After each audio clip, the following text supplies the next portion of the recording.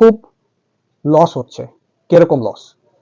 যখন আপনি doctor, advocate, chartered accountant বা ছোটখাটো ব্যবসায়ী যাই হন না কেন, আপনি কিন্তু 25 বছরে একটা নেটওয়ার্ক গড়ে তুলেছেন। আপনার একটা পরিচিতি এসছে এই ফ্র্যাটার্নিটির মধ্যে, এই ব্রাদারহুডের মধ্যে। আপনাকে কিন্তু এক নামে এখানকার খুব সিনিয়র প্রফেশনাল বলুন, ব্যবসায়ী বলুন, এক নামে আপনাকে চেনে। আপনি একটা ফোন কল করলে you can move things in your profession of course. জানেন কি? যখনই একটি জেনারেশন আলাদা কোনো প্রফেশনে ঢোকে, ওখানে তার এই নেটওয়ার্কটা ক্রিয়েট করতে খুব কম করেও 10 বছর চলে যাবে। কেননা 10 বছর সময় নেবে ওর জেনারেশনটা ওখানে সিনিয়রিটি আর্ন করতে, ওখানে রিকগনিশন আর্ন করতে।